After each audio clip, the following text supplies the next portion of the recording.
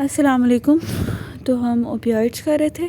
Opioids के अंदर अगर आपको कुछ एमसीक्यूज़ वगैरह के बारे में बता दूं तो इसमें पूछा जा सकता है सबसे हाईएस्ट एफिकेसी किसकी होती है ओपियोइड एगोनिस्ट में से। तो सबसे ज़्यादा एफिकेसी मॉर्फिन की होती है, ठीक है। उसके बाद ओपियोइड जो है वो कौन सा ओपियोइड ऐसा है जो आपके तीनों रिसेप्टर्स के ऊपर एक्ट कर सकता है, ठीक है। म्यू, डेल्टा और कैपा तीनों रिसेप्टर्स पे एक्ट कर सकता है। तो आपकी सेल्फ फेंटेनिल ऐसा होता है जो तीनों पे एक्ट कर सकता है। इनमें एंडोजनस आपने नहीं बताना, सिंथेटिक ओपियोइड्स में से बताना है, तो उसमें से सेल्फ फेंटेनिल होगा, ठीक है। उसके बाद ये कि ड्रग कौन सी ड्रग है जो जिसकी ओरल पैरेंटल रेशो ज़्यादा होती है। मोस्टली तो हम प्रेफर करते हैं ना कि हम इसको पैरेंटल रूट से दें। तो कौन सी ऐसी ड्रग है जो ओरली ज़्यादा अच्छी एब्जॉर्ब होती है, बेटर ओरल एब्जॉर्प्शन है उसकी। तो आपकी दो होती हैं, लिवोर्फिनॉल और कोडीन, ठीक है। ये दोनों आप ओरली ज़्यादा अच्छे दे सकते हैं, ठीक है। अच्छा, मॉर्फिन का जो एनाल्जेसिक इफेक्ट होता है वो 4 से 5 घंटे होता है और 3 से 4 घंटे कोडीन का होता है, ठीक है। उसके बाद सिंथेटिक ओपियोइड्स आते हैं, उनकी लो मैक्सिमम एफिकेसी होती है। कौन सा ऐसा सिंथेटिक ओपियोइड्स में लो मैक्सिमम एफिकेसी होती है, उसमें कोडीन की लो मैक्सिमम एफिकेसी होती है, ठीक है। अच्छा, उसके बाद नेक्स्ट हमारे पास मेलिग्नेंट हाइपरथर्मिया किसकी वजह से होता है। मेलिग्नेंट हाइपरथर्मिया हो तो उसको ट्रीट करने के लिए हम डेंट्रोलिन देते हैं बच्चों। ये एमसीक्यू बहुत आता है कि हमें 2-3 दफ़ा आया है। डेंट्रोलिन, आप मेलिग्नेंट हाइपरथर्मिया किसी को हो रहा है ना, तो उस केस में आप डेंट्रोलिन देते हो फॉर ट्रीटमेंट, ठीक है। और इंक्रीज एंड इनहेलेशनल एनेस्थीसिया के केस में आप हेलोथेन देते हो साथ, ठीक है। अच्छा, उसके बाद बच्चों इसका मैकेनिज्म ऑफ एक्शन है, ठीक है। मैकेनिज्म ऑफ एक्शन में आपको बता दूं, इसका एक्शन ना आपके प्री सिनेप्टिक टर्मिनल पे भी होता है, ठीक है, और पोस्ट सिनेप्टिक टर्मिनल पे भी हो सकता है। प्री सिनेप्टिक टर्मिनल पे अगर होगा तो इसने क्या करवाना है, इसने ना जो इन्फ्लक्स ऑफ कैल्शियम है उसको प्रिवेंट करना है, और उसके बाद release of pain mediator neurotransmitter जो है वो उनको कम करना है, ब्लॉक करना है, ठीक है। उसके बाद क्या है कि जो है ना पोस्ट सिनेप्टिक पोटाशियम चैनल के ऊपर भी इसका एक्शन होता है, पोस्ट सिनेप्टिक टर्मिनल पे भी इसका एक्शन होता है। प्री सिनेप्टिक पे तो मैंने आपको बता दिया ना, एक तो इसने इन्फ्लक्स ऑफ कैल्शियम को कम करना है और पेन मीडिएटर न्यूरोट्रांसमीटर की रिलीज़ को इनहिबिट करना है।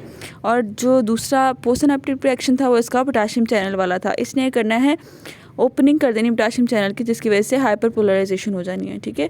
ये देखो यहाँ पे बताया भी हुआ है, 1 मिनट, यहाँ पे ये देखो, पेन मीडिएटिंग न्यूरोट्रांसमीटर रिलीज़ होते हैं, तो उनको जो इनहिबिट करने वाला काम है ना वो भी ये कर सकता है यहाँ पे, ठीक है।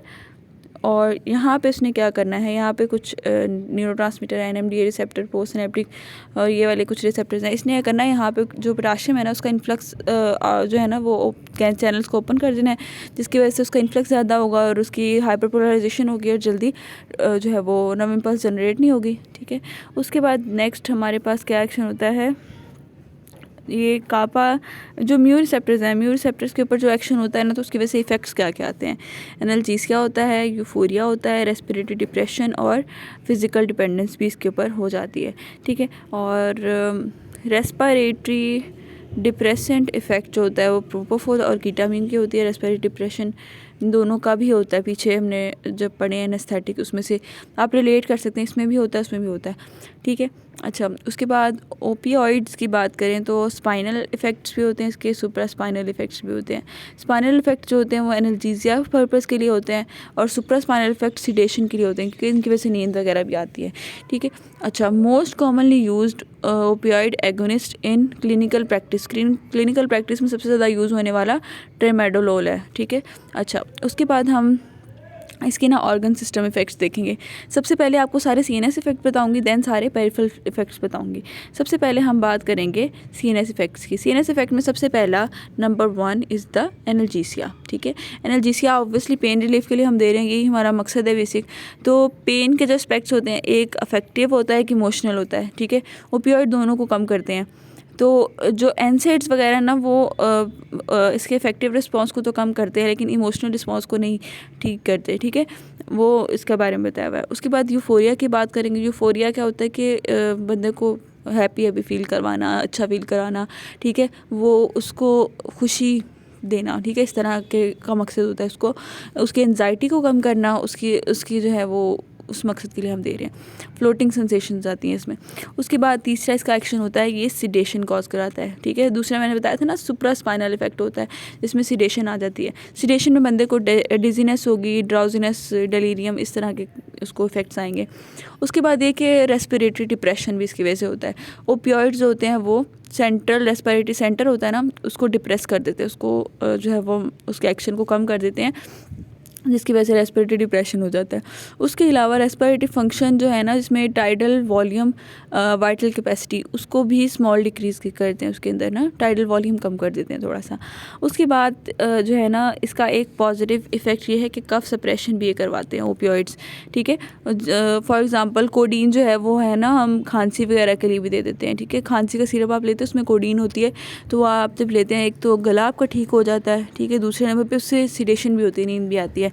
कफ सप्रेशन के लिए आप इसको दे सकते हैं। उस केस में भी दे सकते हैं जब आपने लेरिंगोस्कोपी करनी हो, तो ओपियोइड्स जो हम उस मकसद के लिए देते हैं, कोडीन मोस्टली देते हैं गले के पर्पज़ के लिए ना। और उसके अलावा एंडोट्रेकियल ट्यूब जब आपने डालनी होती है, फैसिलिटेट एंडोट्रेकियल इंट्यूबेशन, उस केस में हम दे सकते हैं। अच्छा, उसके अलावा इसका जो इफेक्ट होता है वो आपका म्यूसिस होता है, ठीक है बच्चों। इसके बारे में एक मैं आपको सिनेरियो बताऊंगी थोड़ी ठहर के।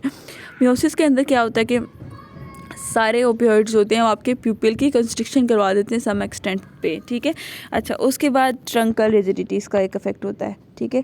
ट्रंकल रिजिडिटी में क्या होता है कि ओपियोइड जो होते हैं वो स्पाइनल कॉर्ड पे सीएनएस पे एक्ट करते हैं, जिसकी वजह से क्या होता है कि मसल्स जो होते हैं वो उनको रिजिड कर देते हैं, जो चेस्ट के मसल होते हैं ना, तो उसकी वजह से क्या होता है कि डिक्रीज कंप्लायंस हो जाती है और थोरेसिक रिजिडिटी हो जाती है। Volume change due to pressure होता है ना, उसको हम कंप्लायंस कहते हैं, ठीक है। वो कंप्लायंस कम हो जाती है और थोरेसिक रिजिडिटी हो जाती है, ठीक है। ये इसका एक एक्शन होता है। ये यहाँ पे देखो, ये जो उसका जो है ना वॉल्यूम या उसका एक्सपैंड होने का वो क्या कहते हैं, सेंटीमीटर, पहले 10 सेंटीमीटर था, फिर 9 सेंटीमीटर लिखा हुआ है। तो ये जो ट्रंकल रिजिडिटी है ना, वो ट्रंकल रिजिडिटी हो जाती है और कंप्लायंस होती है वो कम हो जाती है, volume change due to pressure कम हो जाता है। उसके बाद नेक्स्ट हमारे पास 8वां इफेक्ट होता है एरिया पोस्ट्रीमा पे। एरिया पोस्ट्रीमा आपके ब्रेन में एक एरिया होता है जहाँ पे ब्लड ब्रेन बैरियर नहीं होता, ठीक है। उस एरिया में क्या होता है, ओपियोइड्स क्रॉस करके जाते हैं, वहाँ पे वॉमिटिंग सेंटर होता है आपके फोर्थ वेंट्रिकल में, ठीक है। वहाँ पे जाके उसके ऊपर एक्ट करते हैं और क्या होता है कि CT2 सेंटर होता है, उस पर एक्ट करते हैं और इसका एडवर्स इफेक्ट समझ लें वो इसका नोज़िया और वॉमिटिंग बंदे को स्टार्ट हो जाती है, ठीक है। ओपियोइड्स की वजह से ये भी हो सकता है। उसके बाद टेम्परेचर रेगुलेशन में यूज़ होता है। अगर ये म्यू रिसेप्टर पे एक्ट करेंगे जाके, mu receptor mu opioid agonist अगर आपने दिया है एज एन ओपियोइड, तो वो हाइपरथर्मिया करा सकता है। अगर कापा रिसेप्टर का एगोनिस्ट दिया है तो वो हाइपोथर्मिया करा सकता है। अच्छा, उसके बाद जो इसके अदर इफ़ेक्ट्स आ जाते हैं, दूसरे पेरिफेरल इफ़ेक्ट्स, ठीक है।